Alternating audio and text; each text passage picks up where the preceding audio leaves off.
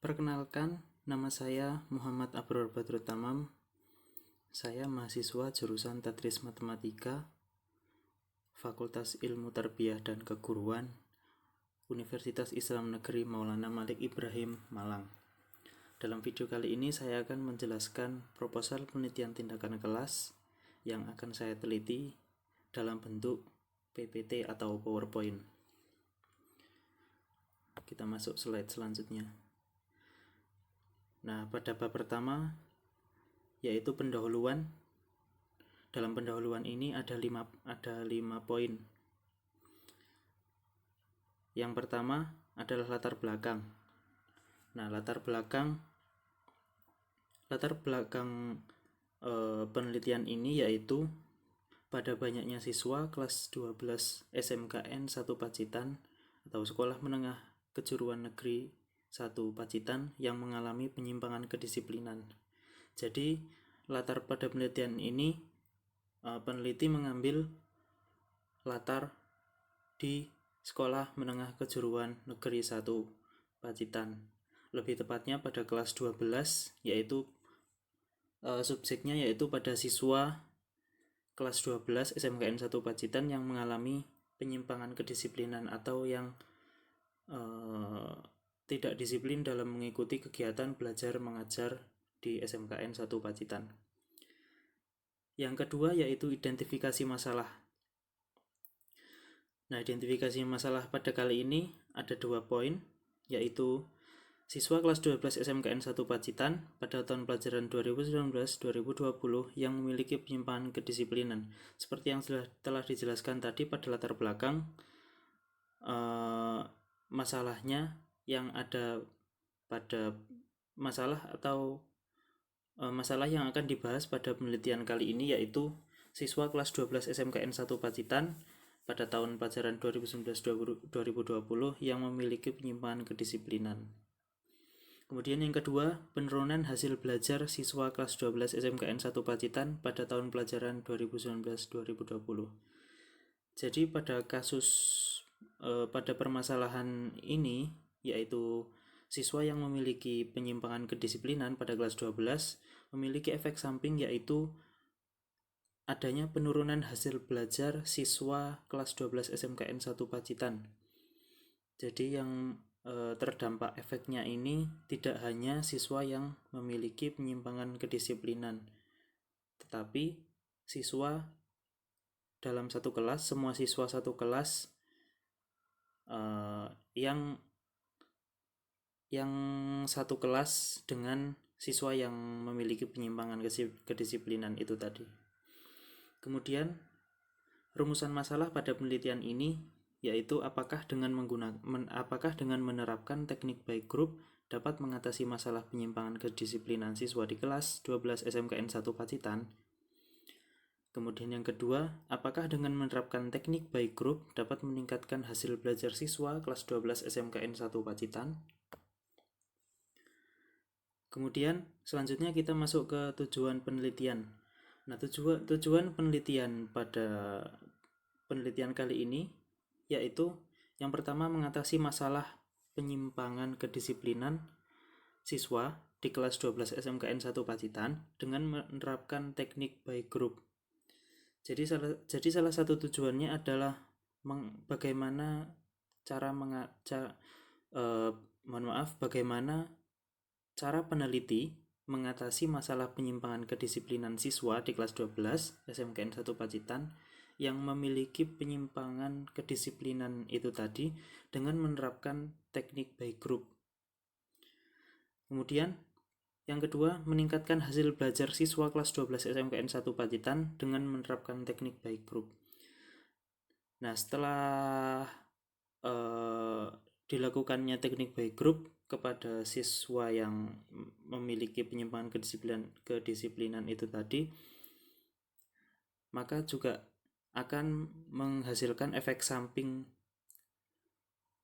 yang sepadan ketika siswa yang memiliki penyimpangan kedisiplinan tersebut sudah dapat diatasi, maka akan menghasilkan efek samping yaitu peningkatan hasil belajar siswa satu kelas dalam kelas 12 SMKN 1 Pacitan. Kemudian manfaat penelitian. Nah, manfaat penelitian ini ada 5 poin. Yang pertama siswa, ada 4 poin. Yang pertama siswa, kemudian guru, kemudian yang sekolah, dan yang terakhir peneliti. Nah, apa manfaat penelitian yang ada pada siswa? Nah, manfaat penelitian yang ada pada siswa ini yaitu dapat mengatasi permasalahan penyimpangan kedisiplinan pada siswa yang bersangkutan tadi dan meningkatkan hasil belajar siswa dalam satu kelas tadi. Kemudian manfaat yang ada pada guru yaitu mendorong rasa percaya diri dan berkembang lebih profesional. Nah, jadi manfaat untuk guru ini dapat mendorong rasa percaya diri pada seorang guru untuk bagaimana cara mengatasi siswa yang tidak bisa diatur atau yang tidak disiplin dalam mengikuti kegiatan belajar mengajar di kelas.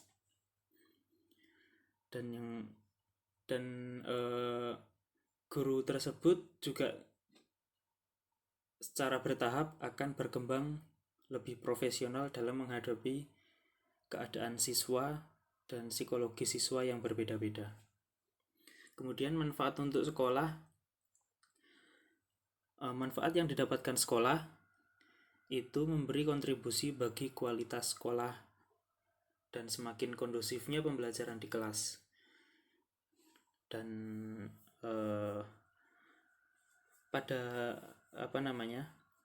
jadi manfaat memberi kontribusi bagi kualitas sekolah ini, nanti sekolah akan mendapatkan hasil yang lebih maksimal dengan teratasinya masalah siswa yang memiliki penyimpangan kedisiplinan.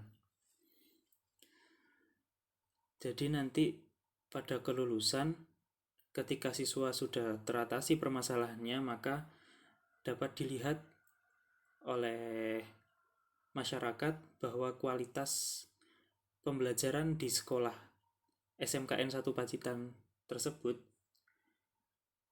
mempunyai kualitas yang bagus. Dan pembelajaran di kelas juga akan lebih kondusif, dan itu nanti akan mempengaruhi hasil belajar siswa, yaitu peningkatan hasil belajar siswa. Nah, yang terakhir manfaat untuk peneliti sendiri. Yang pertama, untuk mengatasi permasalahan penyimpangan kedisiplinan siswa menggunakan teknik by group. Jadi dalam penelitian ini peneliti mendapatkan manfaat pada keberhasilan penelitiannya yang menggunakan teknik by group dalam mengatasi permasalahan penyimpangan kedisiplinan yang ada pada siswa. Dan yang kedua, untuk mengetahui peningkatan hasil kedisiplinan siswa menggunakan teknik by group. Nah, manfaat untuk peneliti juga itu dapat mengetahui setelah suksesnya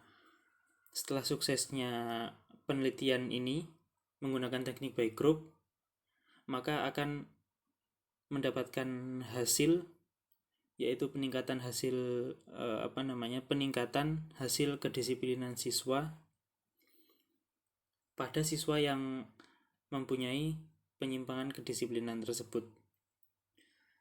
Dan yang ketiga, untuk mengetahui peningkatan hasil belajar siswa dalam pembelajaran. Selain mendapatkan hasil peningkatan kedisiplinan siswa, peneliti juga mendapatkan hasil peningkatan pada belajar siswa dalam pembelajaran. Kemudian yang selanjutnya pada bab 2, yaitu kajian pustaka.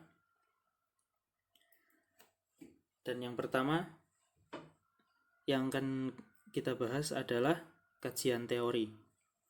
Nah, dalam kajian teori ini ada 4 poin, yaitu kedisiplinan, pengertian proses pembelajaran, bimbingan konseling, teknik by group untuk mengatasi kedisiplinan. Jadi dalam kajian teori pada kedisiplinan ini, dalam proposal penelitian ini disebutkan bahwa kedisiplinan adalah suatu kondisi yang tercipta dan terbentuk melalui proses dan serangkaian sikap yang menunjukkan nilai-nilai ketaatan, kepatuhan, keteraturan, dan ketertiban. Nah, sikap disiplin ini tidak hanya dimiliki oleh siswa saja, tetapi seluruh profesi dan setiap warga negara Indonesia harus mempunyai sikap disiplin untuk menunjukkan nilai-nilai taat, patuh, teratur, dan tertib akan suatu norma-norma dan aturan yang berlaku di Indonesia. Kemudian pengertian proses pembelajaran. Nah, dalam proposal ini disebutkan bahwa pembelajaran adalah merupakan proses kegiatan belajar mengajar yang juga berperan dalam menentukan keberhasilan siswa. Nah, dari proses pembelajaran itu nanti akan terjadinya sebuah kegiatan timbal balik antara guru dengan siswa untuk menuju tujuan yang lebih baik. Dan proses pembelajaran ini juga merupakan proses yang di dalamnya terdapat kegiatan interaksi antara guru dengan siswa dan komunikasi timbal balik yang berlangsung dalam situasi edukatif untuk mencapai tujuan belajar. Dari Rustaman 2001 461. Ada juga menurut Bafadal pada tahun 2005 titik 2.11, yaitu pembelajaran dapat diartikan sebagai segala usaha atau proses belajar mengajar dalam rangka terciptanya proses belajar mengajar yang efektif dan terciptanya proses belajar mengajar yang efektif dan efisien. Nah, kemudian yang ketiga, bimbingan konseling. Nah, bimbingan konseling pengertian dalam proposalnya adalah proses interaksi antara konselor dengan konseli baik secara langsung maupun tidak langsung dalam rangka untuk membantu konseli agar dapat mengembangkan potensi dirinya maupun memecahkan permasalahan yang dialaminya. Nah, bimbingan dan konseling juga dapat didefinisikan sebagai upaya sistematif. Bimbingan dan konseling juga dapat didefinisikan sebagai upaya sistematis, objektif, logis, dan berkelanjutan serta terprogram yang dilakukan oleh konselor untuk memfasilitasi perkembangan konseli untuk mencapai kemandirian dalam kehidupannya. Dan yang terakhir ada teknik by group untuk mengatasi kedisiplinan. Nah, dalam proposal ini disebutkan bahwa pengertian teknik by group adalah teknik bimbingan konseling yang melibatkan antara guru BK dengan siswa yang memiliki penyimpangan kedisiplinan secara berkelompok dalam proses pembelajaran.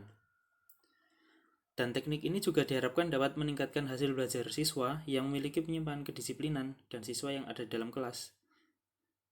Jadi harapannya peningkatan hasil belajar siswa ini bukan hanya siswa yang memiliki penyimpangan kedisiplinan, tapi juga siswa dalam satu kelas. Nah, langkah awal teknik ini yaitu mencari informasi sedalam-dalamnya dari siswa yang bersangkutan, dari siswa-siswa yang memiliki penyimpangan kedisiplinan tersebut.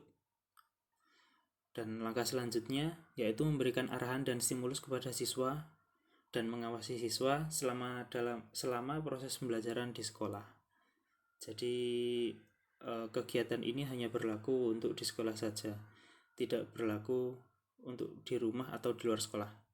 Dan langkah yang terakhir yaitu memberikan tindakan lanjut terhadap siswa selama masa pengawasan. Nah, kegiatan ini terus-menerus berkelanjutan sampai siswa dipastikan tidak perlu menjalani teknik ini lagi. Kemudian yang kedua ada kajian hasil-hasil penelitian yang relevan. Nah, ada beberapa penelitian yang relevan dengan penelitian ini yang sudah berhasil dipraktekkan atau diteliti, yaitu pada penelitiannya Irma Cahyaningsih pada tahun 2009 yaitu pelaksanaan pembinaan anak nakal di lembaga pemasyarakatan anak dalam perspektif model pembinaan anak perorangan atau individual treatment model. Dalam penelitian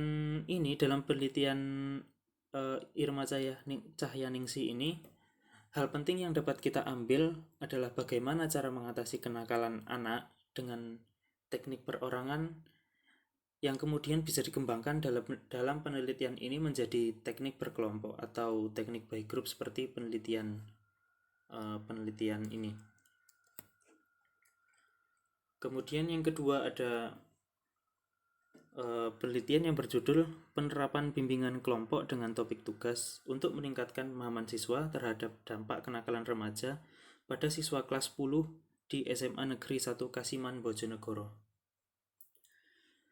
Nah, jadi perbedaan dengan penelitian ini adalah waktu yang dituju dalam penelitian, yaitu pada penelitian yang relevan ini,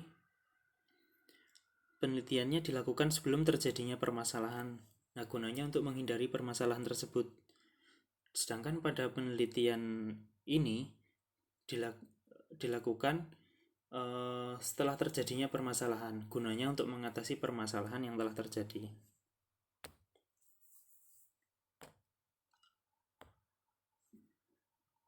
Kemudian kerangka berpikir. Nah, kerangka berpikir pada penelitian ini yaitu teknik by group adalah teknik sederhana untuk mengatasi penyimpangan kedisiplinan pada proses belajar di sekolah.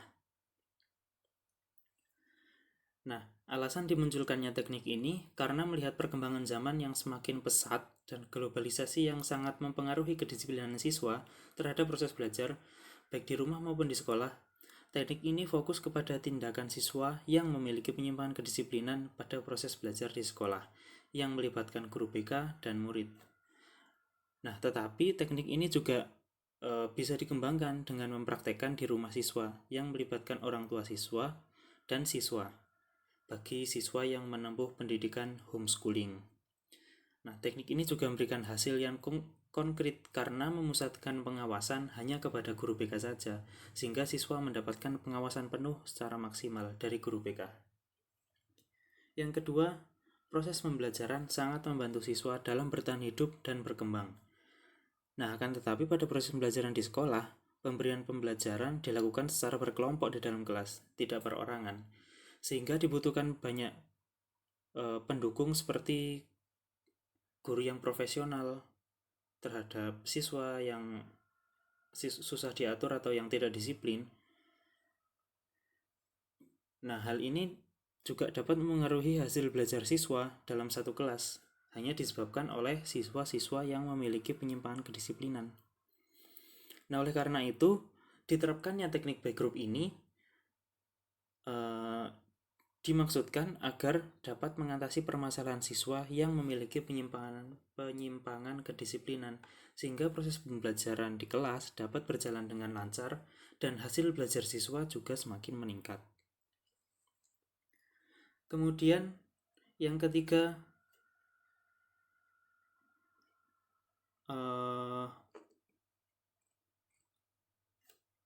bimbingan konseling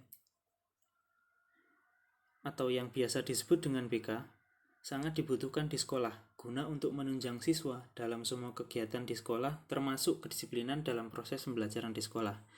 Nah, dalam penelitian ini, guru BK berperan sangat penting untuk mendukung teknik by group dalam penelitian ini dalam menyelesaikan permasalahan penyimpangan kedisiplinan di sekolah.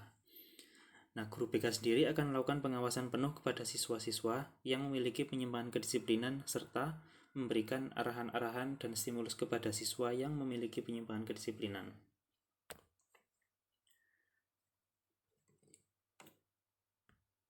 Mohon maaf, ada yang kelewatan.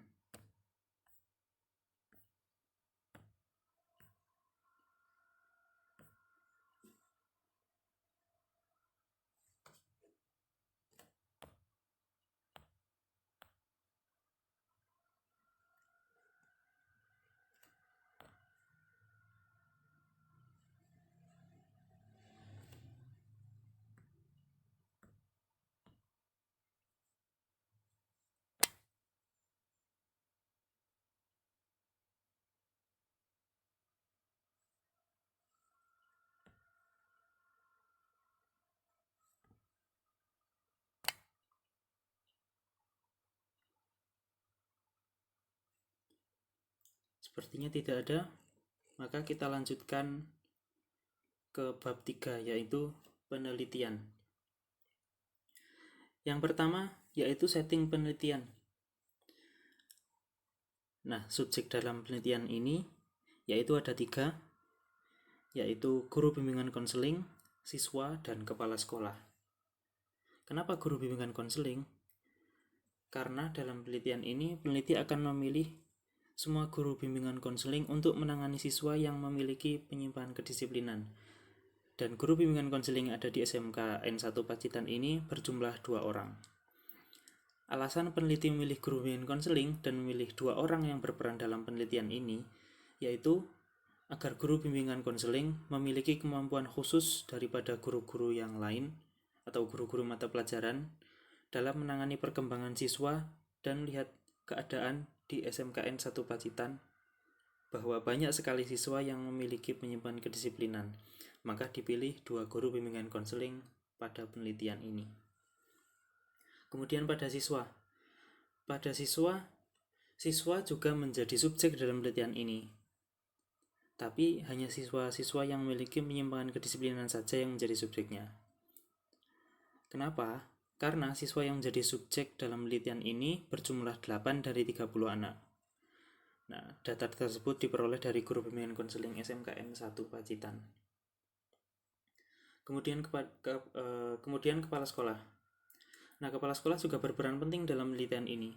Peran kepala sekolah adalah yaitu untuk mengawasi perkembangan kinerja dari guru bimbingan konseling yang bertugas. Kemudian yang kedua ada prosedur penelitian. Nah, penelitian ini dasarnya menggunakan model John Elliott. Nah, model John Elliott ini tampak lebih rinci jika dibandingkan dengan 2 model yang lain, karena dalam setiap siklus terdiri dari beberapa tindakan, yaitu antara 3-5 tindakan. Nah, pada dasarnya penelitian tindakan kelas memiliki 4 tahapan penting, yaitu perencanaan, pelaksanaan, pengamatan, dan refleksi. Nah, berikut ini akan dijelaskan perinciannya pada tahapan penelitian tindakan kelas pada model John Elliott yang ada pada penelitian ini. Yang pertama, refleksi awal. Nah, refleksi awal ini dilakukan oleh peneliti yang berkolaborasi dengan guru BK bertujuan untuk mencari informasi tentang kondisi awal dari permasalahan yang akan diteliti. Kemudian, perencanaan tindakan. Nah, pada bagian ini, peneliti sendiri telah menyusun beberapa tahap perencanaan tindakan yang akan dilakukan untuk menyelesaikan penelitian ini serta mengatasi permasalahan yang akan diteliti. Dan tahapan-tahapannya sudah dijelaskan sebelumnya. Kemudian yang ketiga ada pelaksanaan tindakan. Nah, tindakan yang sudah direncanakan pada penelitian ini akan dilakukan ketika KBM di sekolah berjalan dengan baik atau kegiatan belajar mengajar di sekolah sudah berjalan dengan baik. Karena pada saat ini sendiri masih dilakukan kegiatan belajar mengajar di rumah karena pandemi COVID-19 ini. Nah, penelitian ini akan dimulai pada hari Senin, yaitu pada tanggal 13 Juli tahun 2020.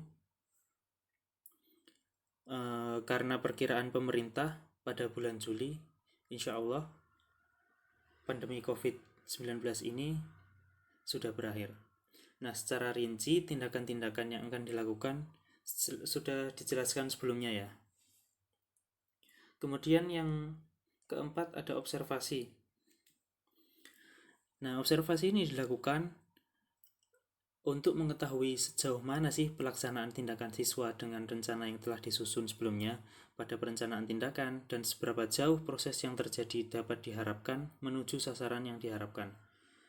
Nah, observasi sendiri tidak terpisah dengan pelaksanaan tindakan. Jadi observasi dan pelaksanaan dilakukan dalam waktu bersamaan. Kemudian yang terakhir ada refleksi dan evaluasi. Nah, ini yang paling penting pada tahap akhir. Karena refleksi sendiri merupakan kegiatan analisis, sintesis, interpretasi, dan eksplanasi terhadap semua informasi yang diperoleh dari pelaksanaan tindakan. Kemudian evaluasi dilakukan dengan menggunakan suatu kriteria yang dapat membangun atau memperbaiki kesalahan pada proses tindakan. Nah, kriteria efektivitas pada penelitian ini yaitu ada waktu, biaya, tenaga, dan indikator keberhasilan. Kemudian masuk ke slide selanjutnya. Kita bahas dulu yang teknik pengumpulan data. Nah, pada teknik pengumpulan data ini, peneliti menggunakan 3 teknik, yaitu observasi, wawancara, dan dokumentasi. Nah, observasi ini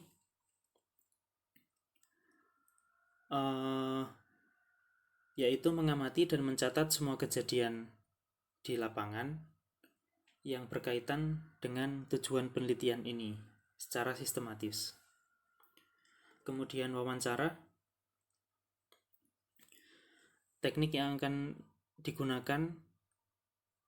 wawancara yang akan digunakan pada penelitian ini yaitu untuk melakukan kegiatan tanya jawab antara guru BK dengan siswa-siswa yang bersangkutan berdasarkan tujuan menggali informasi sedalam-dalamnya untuk mengatasi permasalahan yang akan diteliti. Nah, sebelum dilakukan kegiatan wawancara ini, peneliti harus menyiapkan beberapa pertanyaan terlebih dahulu supaya lebih sistematis. Kemudian pada saat proses wawancara, peneliti akan menangkap informasi dengan menggunakan alat perekam suara dan video. Dalam penelitian ini, peneliti akan menggunakan alat yang bernama handphone atau yang biasa kita kenal sekarang yaitu smartphone atau HP. Kemudian pada teknik dokumentasi,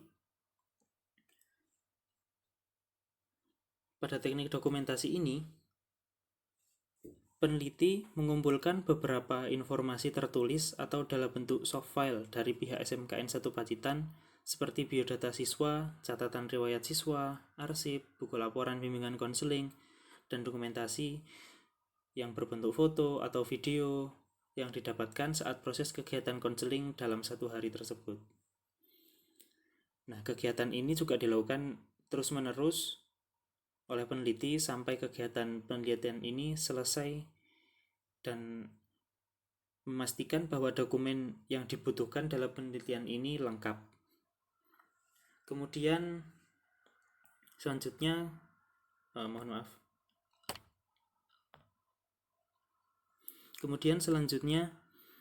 kita akan membahas indikator kinerja. Nah, pada indikator kinerja ini ada 4 indikator pencapaian dalam penelitian ini.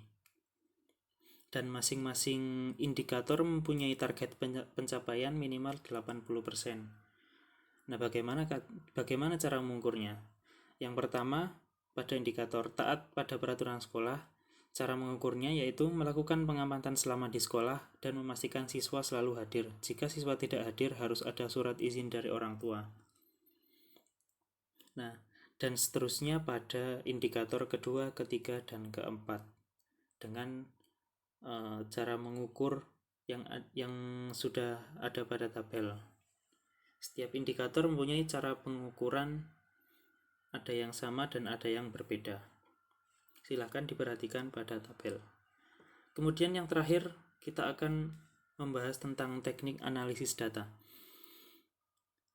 Nah, proses analisis data dimulai dengan menelaah seluruh data yang tersedia dari berbagai sumber, baik dari data wawancara, observasi, dokumentasi. Nah, setelah didapatkan hasil dari pengcross-checkan keabsahan data atau yang biasa disebut triangulasi yang dilakukan pada saat teknik pengumpulan data, peneliti memiliki banyak hasil atau data yang didapat pada saat di lapangan. Nah, maka dalam memudahkan peneliti melakukan analisis data, yaitu peneliti menggunakan 3 tahapan untuk menganalisis data. seperti pada slide ini. Yang pertama, melakukan reduksi data atau data reduction. Nah, yaitu menggolongkan atau pemilihan tentang bagian data, yang mana yang dibuang, yang mana yang mengarahkan, dan yang mana yang mengorganisasikan data. Kemudian yang kedua ada penyajian data atau data display. Nah, yaitu sekumpulan informasi tersusun yang memberi kemungkinan adanya penarikan kesimpulan dan pengambilan tindakan. Dan yang terakhir ada penarikan kesimpulan atau verification atau conclusion drawing. Nah, pada penarikan kesimpulan ini yang merupakan tahap akhir, yaitu peneliti melakukan penarikan kesimpulan terhadap apa yang telah peneliti lakukan dalam penyajian data. Nah, dengan demikian, kesimpulan yang ada dapat menjawab keseluruhan dari pertanyaan peneliti yang telah dirumuskan sejak awal. Tetapi tidak menutup kemungkinan bahwa terjadi tidak sesuai terhadap apa yang ingin peneliti teliti dengan hasil yang didapat. Akan tetapi, dengan bertambahnya data, pada akhirnya peneliti menemukan data penting dari lapangan penelitian. Sekian penjelasan dari proposal penelitian tindakan kelas kali ini. Terima kasih. Wassalamualaikum warahmatullahi wabarakatuh.